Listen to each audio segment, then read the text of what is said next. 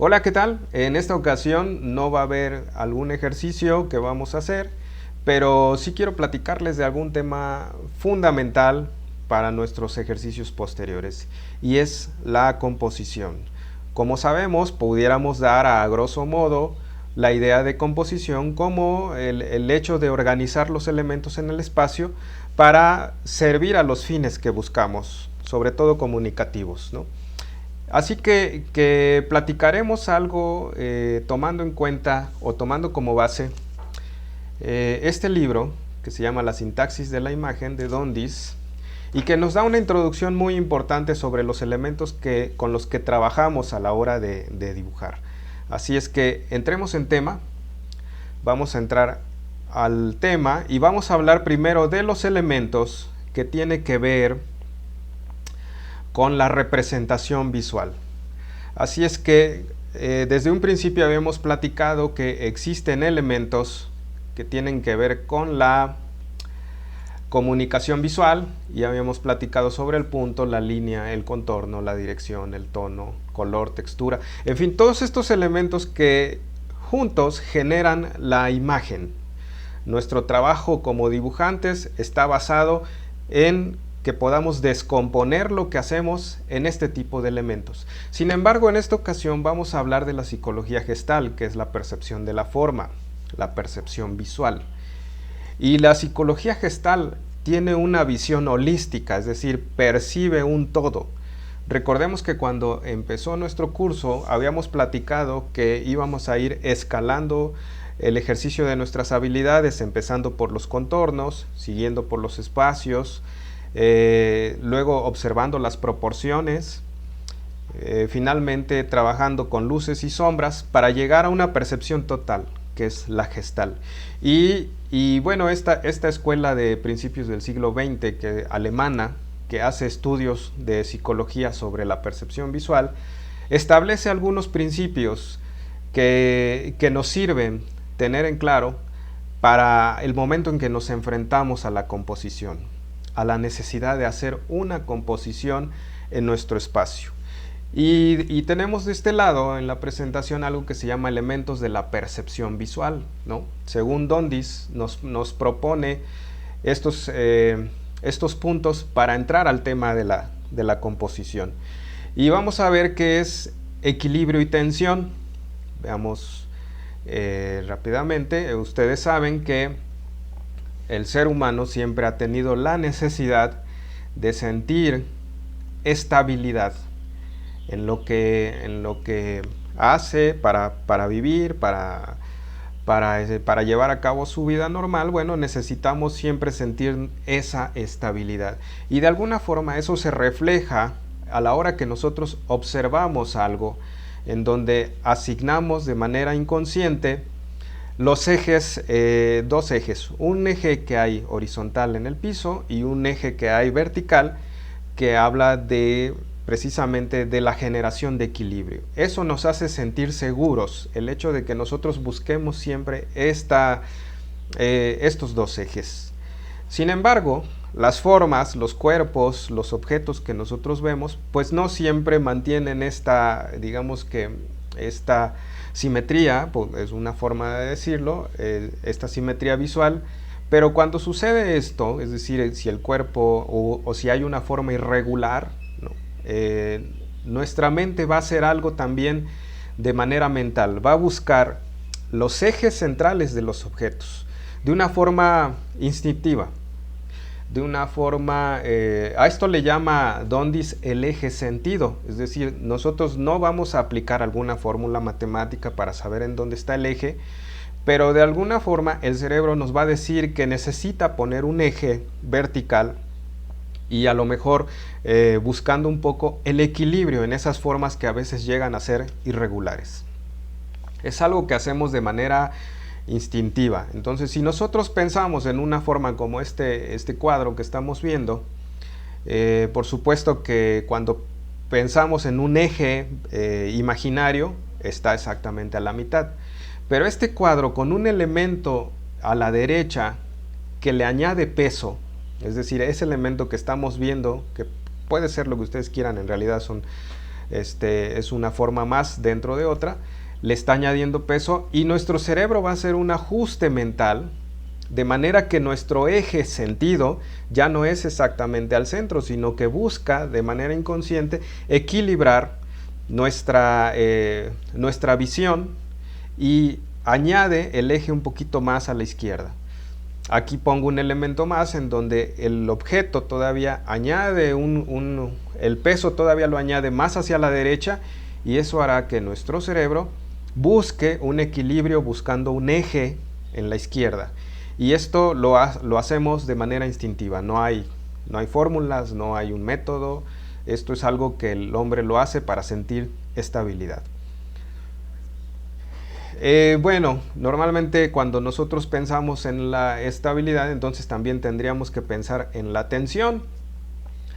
Es decir, si nosotros vemos un círculo, sabemos que es una forma que a lo mejor no se siente muy estable, por lo que nuestro cerebro pues va a añadir los dos ejes para que nosotros podamos sentir esa estabilidad o ese equilibrio.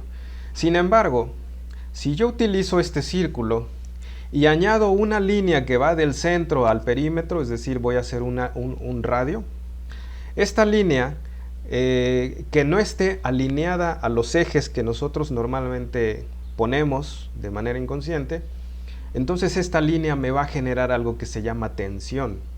Esto es algo que llama la atención porque de repente contradice nuestra necesidad de establecer algunos ejes para sentirnos equilibrados. Entonces, esto es un elemento que está añadiendo tensión a la forma. ¿Qué sucede? ¿Cómo podemos utilizar esto? Bueno, si nosotros ponemos un objeto como este círculo donde su radio se aleja del eje mental, bueno, es un objeto que va a llamar más la atención, es decir, le va a llamar más la atención al observador. Un objeto que de repente contradice esa necesidad de equilibrio a un objeto que tiene, por ejemplo, la línea, el radio lo tiene alineado al eje central del objeto. Entonces, esta es una forma en que nosotros podemos utilizar la tensión a nuestro favor, porque finalmente se trata de llamar la atención, ¿no? Vamos a ver otro. Pues aquí hay dos ejemplos, ¿no? Finalmente aplicados en el arte. Bueno, tenemos aquí el trabajo de Mondrian, que ustedes recuerdan, es un trabajo que es muy regular, líneas horizontales y verticales, colores primarios, y que a pesar de que en esta regularidad de su trabajo existe la tensión, porque está aplicando tensión con el hecho de colocar cuadros de colores, que al mismo tiempo están equilibrados. Observemos cómo dos cuadros del lado derecho, del lado izquierdo, equilibran el mayor peso del lado derecho. Estamos generando una tensión relativa, una tensión mínima, ¿no? Pero si nosotros vemos el trabajo de otro artista, en este caso Kandinsky, y ambos involucrados con la cuestión de los estudios Gestalt, entonces Kandinsky sí nos revela una complejidad, una variación inesperada, que al mismo tiempo pues lleva la tensión al punto máximo, al estrés. En este momento también estamos observando que en el trabajo de Kandinsky también existe el equilibrio, es decir, la tensión no se contrapone al equilibrio, sino que pueden convivir dentro de una composición y mantener esta necesidad de representar a lo mejor lo complejo, el estrés, el caos, pero dentro de una composición equilibrada. En este momento podemos ver, en el caso de la obra de Kandinsky, podemos ver cómo los elementos que generan mayor peso comienzan a equilibrarse con un elemento también un poquito más, con mayor contraste. Y si nuestro cerebro estableciera un eje sentido, probablemente estuviera pensando como por acá el espacio, ¿no? Y a propósito, Kandinsky establece estos espacios y estos equilibrios dentro de un caos que es totalmente intencional, ¿no? Ahora, dentro de los elementos que nos llevan a la composición, Hay un elemento, Donde se establece un elemento que se llama nivelación y aguzamiento, o puede ser afilamiento, porque es una traducción del inglés sharpening. Entonces es aguzamiento o afilamiento, ¿no? ¿Qué sucede con nivelación y aguzamiento? Bueno, nivelación es porque nosotros tenemos la necesidad de establecer estos ejes cuando nosotros componemos algo. Estos ejes, por supuesto que cuando los ponemos al centro, pues generamos la composición más, digamos que más tranquila, más regular. Sin embargo, si buscamos algún elemento que nos lleve o que busquemos un poquito de tensión, bueno, entonces nos salimos de estos puntos, tanto centrales, que pueden estar a lo largo del eje vertical u horizontal, y entonces comenzamos a generar un poco de tensión. Esto es aguzamiento. Lo que sucede con este aguzamiento es que en el área en que se está colocando la intersección de las líneas hay una tensión mínima. ¿Y por qué razón? Porque por alguna razón, según los estudios de la Gestalt, nuestra mirada siempre busca precisamente esta zona de acá, el ángulo inferior izquierdo. Es de las primeras zonas que el ojo ve, y después en un segundo golpe de vista recorrerá las siguientes zonas. Pero esta es una zona que el ojo espera ver de por sí. Entonces ahí sí existe la tensión, pero es una tensión mínima. Ahora, si nos vamos si elegimos otro tipo de nivelación, en este caso vamos a elegir pues el extremo contrario, entonces ahí estamos generando una tensión máxima, porque en ese punto en realidad es algo que el cerebro no está esperando que haya elementos en ese punto. Entonces ahí hay una nivelación con un aguzamiento en tensión máxima. Bueno, vamos a darle un poquito. Aquí está un diagrama en donde se explica cómo el ojo, de acuerdo, y les repito, estos son estudios que se hicieron en la Gestalt, la forma en que nosotros recorremos una área visual es de la siguiente manera, ¿no? Entonces nosotros primero ubicamos nuestra vista en el ángulo inferior izquierdo, y allí vemos, o ahí esperamos que pase algo. Una de las formas de comprobarlo es cuando vamos al teatro y se levanta el telón. ¿Qué es lo que hace nuestra vista inconscientemente? Se coloca en el ángulo inferior izquierdo. Es algo que hacemos de manera inconsciente.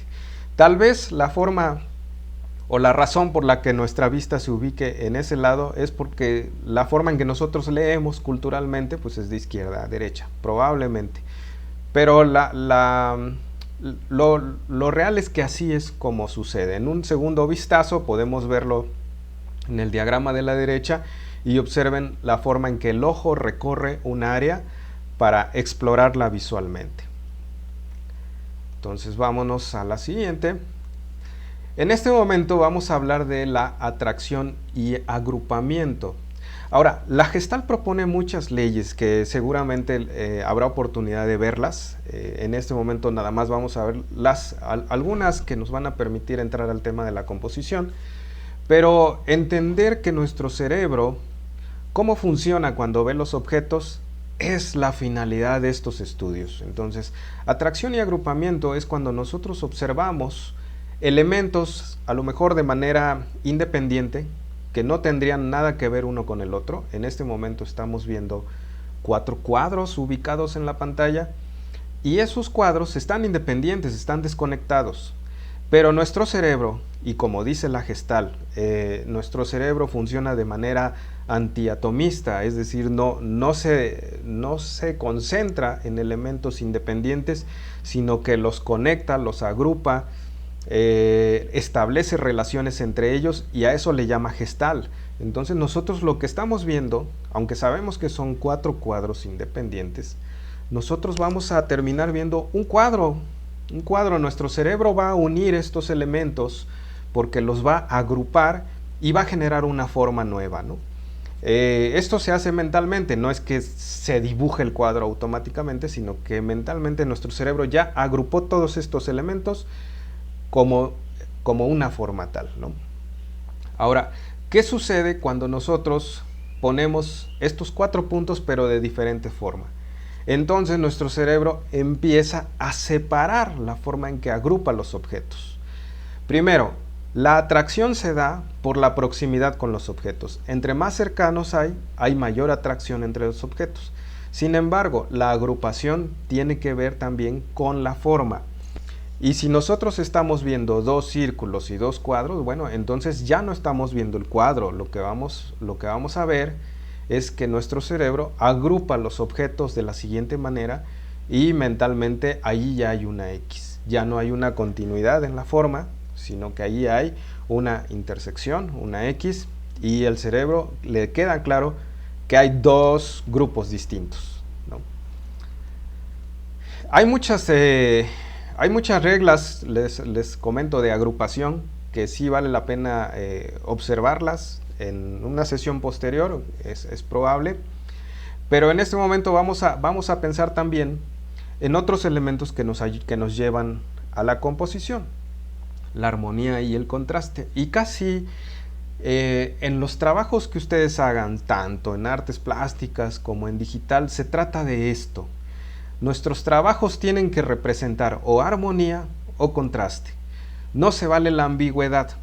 En la comunicación visual no es deseable la ambigüedad, ni en la representación de los objetos artísticos, en fin. Nosotros buscamos buscamos que algo sea armónico, regular, que funcione muy bien, o buscamos que contraste, que choque, que genere conflicto. Es decir, buscamos los 2 elementos, pero no las medias tintas, porque es algo que no es deseable. Se pierde ese trabajo que se queda a medias tintas, se pierde. En este momento estamos viendo en la pantalla un elemento repetido que genera ritmo, pero que al mismo tiempo está generando contraste por la variación en uno de ellos. Ahora, el contraste se consigue jugando con todos los elementos que habíamos platicado al principio, todos los elementos de la comunicación visual. De hecho, a ver, déjenme regresarme a la primera pantalla. Vamos a regresarnos, aquí está la primera pantalla. Entonces, si ustedes ven todos estos elementos que están aquí de la comunicación visual, que están del lado izquierdo, cualquiera de ellos nos puede servir para jugar con el contraste o con la armonía. Es decir, nosotros podemos jugar con las líneas de diferentes tamaños y generar un contraste o generar una armonía rítmica si mantenemos la repetición de estas líneas. O también con la misma inclinación de las líneas, si nosotros jugamos con líneas horizontales y verticales, generarán contraste con las líneas en diagonal. Entonces, cualquiera de estos elementos, ya sea contorno, ya sea la dirección de un objeto, el tono, ¿no?, la cualidad tonal que tenemos para representar los niveles de grises, ¿no?, también nos genera contraste o armonía. ¿Y qué se puede decir del color?, ¿no?, que en otra sesión platicaremos específicamente del color y cómo se maneja la gama cromática o el círculo cromático. La textura lo mismo que intentamos y ejercitamos con la tinta china. También nos dimos cuenta que son elementos con los que se puede jugar armónicamente o generar contrastes. La dimensión, en este caso la dimensión se refiere a los objetos bidimensionales o tridimensionales. Ya lo vimos también, ya trabajamos con perspectiva y trabajamos con objetos que simulan 3 dimensiones en una superficie de 2 dimensiones, que es nuestra hoja de papel. Y la escala, ¿no? Finalmente nuestra escala tiene mucho que ver en el contraste, porque simplemente, como vimos con el equilibrio de pesos, estamos generando, o con el juego de pesos de tamaños distintos que generan pesos visualmente, estamos generando contraste. Entonces regresemos a la diapositiva en donde estábamos para seguir con el tema. Bueno, también tenemos otros 2 elementos que ya los hemos estado mencionando cuando hablamos de equilibrio y cuando hablamos de tensión. Van de la mano, que es la simetría. Y la simetría por lo regular pues también nos genera esa sensación de estabilidad, esa sensación de regularidad que tranquiliza incluso al cerebro, ¿no? En este momento pues estamos viendo cómo hay, esta es una fotografía de la película 2001, Odisea en el espacio, de Stanley Kubrick, y que era un director que utilizaba la simetría en muchas ocasiones para establecer este ambiente de suspenso, de mantener la regularidad de algo para de repente generar tensión cambiando la perspectiva, ¿no? Entonces aquí vemos cómo no solamente hay simetría, sino que también hay líneas que están dirigiendo nuestra atención al elemento que debemos de ver. El director se preocupó por decirnos hacia dónde tiene que ver nuestro ojo y no hay manera de mandar nuestra mirada hacia otro lado. Ahora pensemos en el concepto contrario, asimetría. Y aquí estoy utilizando dos imágenes de este gran cinefotógrafo mexicano que es Gabriel Figueroa, y en donde vemos que él componía perfectamente bien sus cuadros a un nivel muy artístico, y aquí estamos viendo una asimetría que al mismo tiempo mantiene un equilibrio. Por ejemplo, aquí vemos cómo los espacios vacíos, ¿no?, que son los cielos, que son las nubes, que son incluso la dirección de la mirada, también tienen un peso muy grande en nuestra imagen, ¿no? Aquí tenemos dos elementos importantes de dos personas paradas en el extremo izquierdo de nuestra pantalla, y vemos cómo hace contrapeso con ese majestuoso cielo que él estaba acostumbrado a fotografiar. Al igual que en la imagen de abajo, también vemos nuestro elemento. O sea, Gabriel Figueroa nos dijo qué es lo que él necesitaba que viéramos, pero que al mismo tiempo una composición estaba equilibrada porque mantenía el balance entre el elemento principal y algún otro elemento que generaba este equilibrio en nuestra imagen. Entonces, esto es asimetría, pero al mismo tiempo es una asimetría que se mantiene en un balance, que mantiene un equilibrio.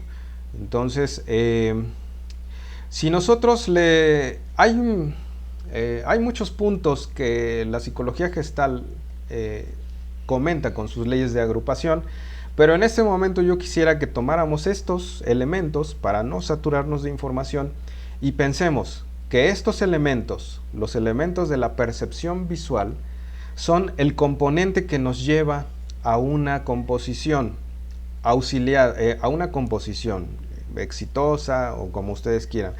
¿Qué es lo que necesitamos en esos elementos de la percepción visual? Necesitamos una estructura.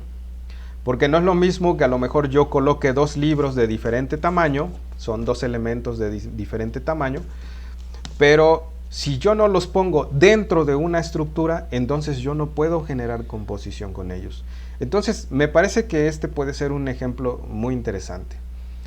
Los elementos si yo pensara en un librero, los elementos de la percepción visual, que son los que acabamos de ver, el de equilibrio, tensión, armonía, simetría o asimetría, en fin, los que acabamos de comentar, estos elementos pueden ser mis libros. Yo, para que genere una composición, los necesito colocar en una estructura, y la estructura tendría que ser un librero. Ese es un ejemplo, ¿no? Entonces, así es como funciona la composición. La composición requiere de una estructura. Los que hemos estudiado diseño les llamamos retícula, por ejemplo. El artista genera sus retículas también, el artista plástico y el artista digital, porque tienen la necesidad, o tenemos la necesidad, de dirigir la atención del espectador hacia algún punto en específico. Entonces, nosotros necesitamos los elementos de la percepción visual y colocarlos en una estructura para poder llegar a la composición. Ahora, ¿qué es eso de estructura? Ya puse el ejemplo que es el que puede ser el librero. El librero puede ser una estructura. Pero ¿qué ejemplos tenemos de estructuras? Bueno, aquí hay muchos ejemplos de estructuras. La verdad es que hay muchas formas de establecer esta estructura. Pero bueno, una de las clásicas, aquí está la sucesión de Fibonacci, que está íntimamente relacionada con la sección áurea. Luego, por ejemplo, en la fotografía y en el cine se utiliza algo que se llama regla de los tercios. Y normalmente en las ilustraciones podemos utilizar estructuras de tipo piramidal o circular o cuadrado. Es decir, cuando nosotros observamos, por ejemplo, un cuerpo que necesitamos representar, vamos a establecer una estructura también en donde, dentro de la cual se encuentra la forma o la gestualidad del cuerpo. Entonces vamos a ver rápidamente estos ejemplos. Primero tenemos la sucesión, vamos a hablar de la sucesión de Fibonacci, que en realidad es un algoritmo.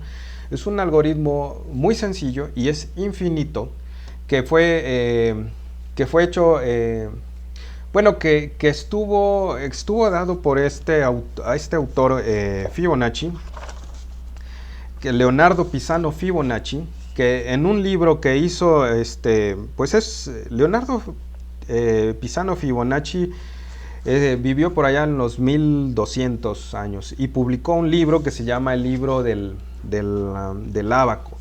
Y allí comenta, bueno, era un libro sobre problemas algebraicos, y allí comenta un problema en el que sale como resultado este algoritmo. Es un algoritmo muy sencillo, vean. Si nosotros sumamos 1 más 1, nos va a generar un tercer número, que es el 2. Si nosotros sumamos el 2 más el número inmediato, que es el 1, 2 más 1 nos va a generar otro, que es el 3. Si nosotros sumamos 3 más 2, nos va a generar el siguiente, que es el 5. Si nosotros sumamos 5 más 3, nos va a generar el siguiente, que es el 8. Si nosotros sumamos el 8 más 5, nos va a generar el siguiente, ¿no?, que va a ser el 13, ¿no? Y así nos podríamos ir infinitamente. Y a esto se le conoce como un algoritmo que se utilizó, bueno, matemáticamente se utiliza, y que está íntimamente relacionado con la sección áurea, ahorita la vamos a comentar, pero que también encontramos una forma de generar estructura para el arte. Es decir, esto que estamos viendo aquí respondiendo a esta operación matemática nos da una estructura. Ahora, recuerdan que platicamos que la sección áurea era representada por un número. Bueno, ahorita platicamos esa relación. Pero digamos que si yo divido 8 entre 5, nuestro número que va a salir va a ser 1.6 o algo así. Bueno, la sección áurea el número de la sección áurea es 1.618.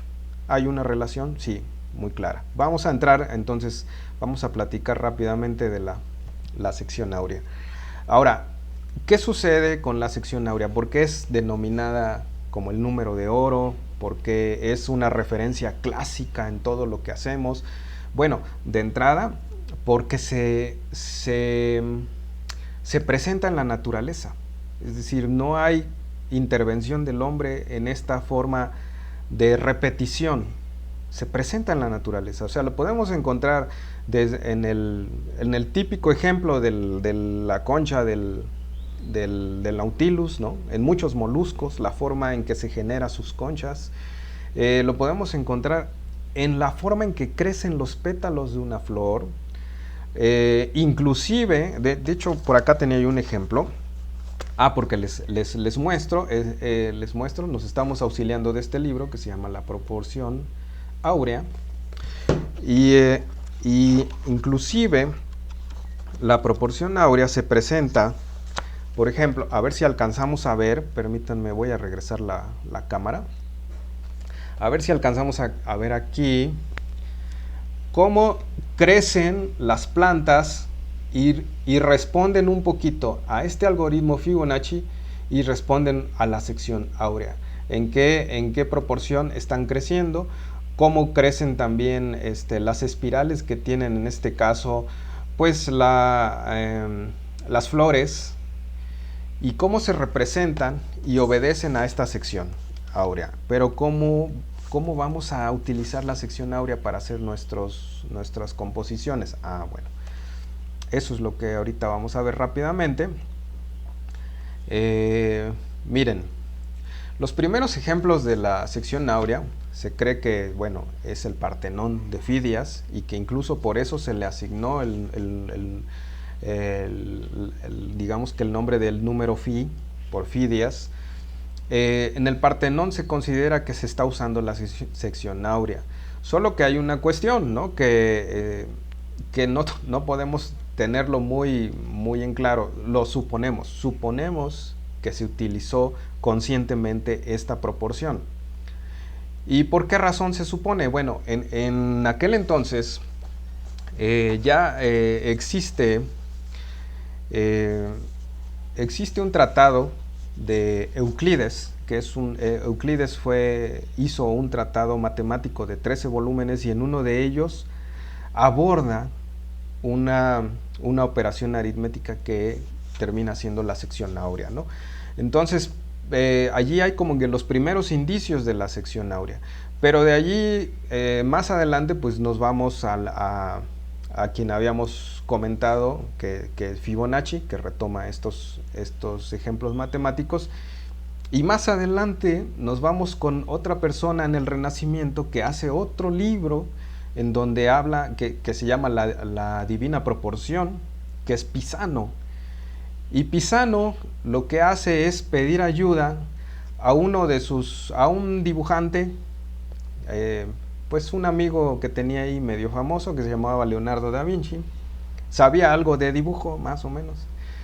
Y Leonardo da Vinci ilustró su tratado de la Divina Proporción. Entonces Leonardo da Vinci era una persona que estaba plenamente consciente, y de eso sí ya lo sabemos, que en su obra emplea esta proporción que es la sección áurea. Y bueno, aquí tenemos un ejemplo, que es la Última Cena, y vean cómo está repetido ahí los elementos, los elementos áureos. Vamos a ver algún otro ejemplo. La Gioconda también, si nosotros empezamos a buscar esta sección o esta estructura dentro de la obra de Da Vinci, la vamos a encontrar repetidamente y de manera deliberada, ¿no? Y ejemplos podríamos pues mencionar, bueno, hay muchísimos ejemplos, ¿no? Este ejemplo es de Miguel Ángel, ¿no? La Sagrada Familia, y en donde estamos viendo una estructura pentagonal, una estrella que responde a la sección áurea. ¿Cómo es eso posible? Bueno, me voy a colocar por acá, pero si nosotros vemos esta dimensión de aquí, de la punta de la estrella hacia acá, nos arroja, utilizando la sección áurea, nos arroja este siguiente extremo. Es decir, aquí hay un segmento que es áureo, aquí hay un segmento que es áureo, hay segmentos áureos que se empiezan a repetir, y eso en la naturaleza también lo vemos. Las estructuras pentagonales o estrellas de 5 puntas responden a criterios o a proporciones áureas, ¿no? La Sagrada Familia de Miguel Ángel. Un ejemplo más. Podríamos seguir viendo ejemplos en donde, obviamente en el Renacimiento, como ustedes recordarán, que de repente se convierte en una especie de periodo en el que la ciencia, las matemáticas, todo vuelven a abrir el panorama y se mezclan con las artes. Entonces muchos artistas recurren a esta proporción. Aquí está Sandro Botticelli y esta pintura que es también muy famosa, el Nacimiento de Venus. Y también vemos cómo establece ahí algunas relaciones áureas, ¿no? Pero a mí me interesaría, vamos a hacer un ejemplo rápidamente de cómo vamos a poder utilizar la sección áurea para nuestro uso, ¿no? Digamos que en dónde está lo práctico de lo que estamos viendo. Pues ahorita lo vamos a ver. Supongamos que yo tengo este segmento que mide 10 centímetros, y aquí mismo lo voy a hacer. Digamos que este segmento mide 10 centímetros, y lo único que tengo que hacer es, para buscar o para sacar un cuadro áureo o una forma áurea, es déjenme, aquí lo vamos a hacer muy rápidamente para que no nos tardemos tanto. Pero este segmento mide 10 centímetros. Si yo lo multiplico por el número del número phi, que es 1.618, bueno, 10 por 1.618, pues nada más tenemos que recorrer un punto y es 16.18. Entonces yo a este segmento le voy a poner que mida 16.18. Ok, ya tenemos la longitud que nos va a permitir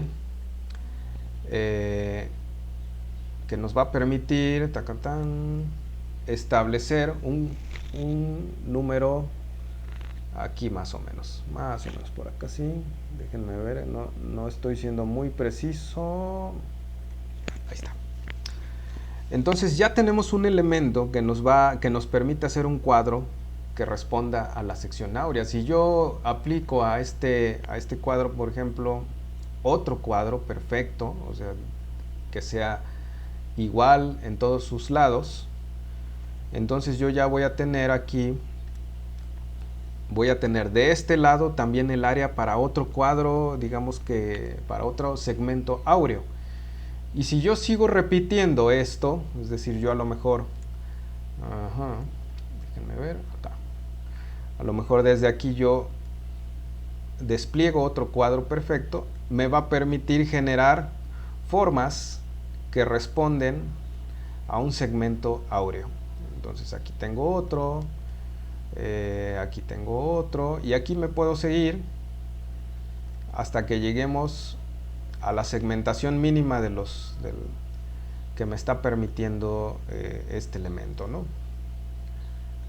Aquí puedo seguir con otro cuadro, en fin, y aquí podemos seguir. Entonces, esto, lo que estamos viendo en este momento, es un cuadro que está pensado ya con la sección áurea. Esto nos sirve como estructura, o sea, nosotros podemos esto repetirlo, ¿no?, en líneas horizontales y verticales, y nos da una estructura para colocar elementos de una manera más organizada, y eso es establecer composición. Entonces, regresamos a la presentación, y pues nosotros en nuestros trabajos, ya sea artes plásticas o digital, es importante que tengamos claro que siempre vamos a requerir de una composición, una estructura, para que podamos decirle al espectador, de entrada establezcamos una composición más organizada, que el cerebro no la rechace o no la pase desapercibida. Y otra es que le decimos al espectador a dónde queremos que vea, dirigir la atención. Es más fácil comunicar si nosotros establecemos estructuras cuando trabajamos, ¿no?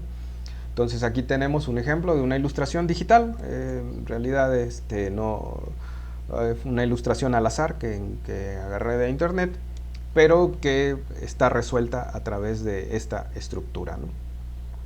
Bueno, hablemos de la regla de los tercios también muy rápidamente. En esta pareciera que estamos muy familiarizados con la regla de los tercios, porque bueno, de entrada también tiene cierta similitud con el segmento áureo, pero aquí la cuestión es que se usa mucho en fotografía, y de lo que se trata es que la regla de los tercios nos ubica algunos puntos en donde nosotros tendríamos que ubicar los elementos más importantes. Es decir, no colocar cosas al centro, ni en horizontes, ni en cielos, ni en nada, pero sí, mientras nuestros elementos estén próximos a estos 4 puntos, la atención visual se va a lograr.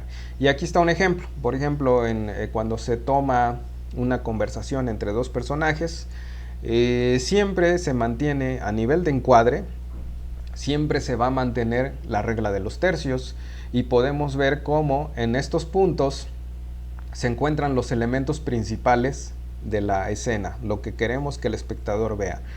Aquí también vemos, esta es una conversación en donde la cámara brinca de una toma a otra, manteniendo el encuadre, manteniendo la regla de los tercios, y vemos todavía un encuadre más arriesgado, un encuadre de manera cenital, en donde también los elementos se mantienen en los tercios. Cuando vemos la foto, cuando nos concentramos en el rostro de alguien, se mantiene la regla de los tercios, y vean cómo, aunque el rostro el rostro del personaje está obviamente hacia la izquierda, no se siente que el cuadro esté desbalanceado. ¿Por qué razón? Porque de entrada los espacios también generan un peso muy fuerte y es un contrapeso. Pero también muy importante, la mirada. Nosotros también, nuestro cerebro le asigna un peso a la mirada, es decir, hacia donde voltea nuestra cara, hay un peso asignado. El cerebro así lo entiende. Por alguna razón, ustedes se darán cuenta que están platicando con alguien y de repente esa persona que está platicando con nosotros y de repente voltea hacia otro lado y se queda viendo algo, ustedes intencionalmente van a cambiar también su mirada.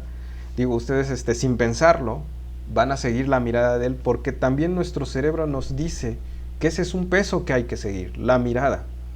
Es por eso que cuando hacemos un retrato, pues vamos a tratar de que nuestra mirada quede, pues obviamente, más hacia, si yo me ubico en el cuadro, voy a tratar de que mi mirada vaya hacia el lado en donde no hay nada y generar un peso por la misma mirada. A que si lo hiciera yo de la forma contraria, porque aquí entonces yo sentiría que se me desbalancea el cuadro, se cae del lado en donde está la mirada, porque hay mucho peso y a lo mejor no tengo elementos del otro lado para balancear, porque está sacando la atención de la composición. Entonces, miren, a grandes rasgos creo que es lo que yo les quería comentar, porque son elementos sumamente importantes a tener en cuenta. Bueno, esta es otra ilustración digital que también quería yo comentar. Finalmente la composición se cumple cuando nosotros establecemos un encuadre, y ese encuadre puede ser de diferentes características, puede ser circular, puede ser cuadrado, rectangular, piramidal. En este momento, dentro de nuestro encuadre, estamos estableciendo una pirámide. Ahora que observemos o que dibujemos el cuerpo humano, nos vamos a dar cuenta que también hay un montón de formas geométricas que se generan y que generan otro tipo de composición. Pero sí es importante que tengamos claro estos conceptos, porque los vamos a usar no para la clase de dibujo, sino para siempre en nuestro trabajo. Siempre que necesitamos resolver algo, siempre que necesitamos saber cómo colocar un objeto o un elemento, entonces vamos a echar mano de los conceptos de la composición, que hay muchos, ¿no? En realidad estoy platicando solo algunos. Digo, finalmente esto es un poco a manera de introducción. Pero lo que sí es importante es que sí debemos de tener un razonamiento de cómo colocar nuestros elementos en el cuadro, ¿no? Y eso nos va a llevar a generar un trabajo exitoso, sobre todo a veces a nivel comunicativo o a nivel perceptual. ¿Estamos logrando el objetivo de lo que buscamos? Bueno, pues esta es la manera. En fin, creo que me extendí un poquito más de lo que pensaba, pero creo que esta es una introducción para que nosotros podamos seguir tocando el tema más adelante, y son elementos que debemos tener siempre en cuenta. Así es que por el momento es todo. No habrá ejercicio por el momento, porque estos conceptos que estamos viendo los vamos a aplicar en futuros ejercicios. Pero aprovechen para avanzar con los que tenemos por ahí pendientes, que seguramente tienen pendientes, y bueno, y nos vamos a ver pronto, ¿no? Nos vemos en la siguiente, y por el momento es todo. Muchas gracias. Éxito.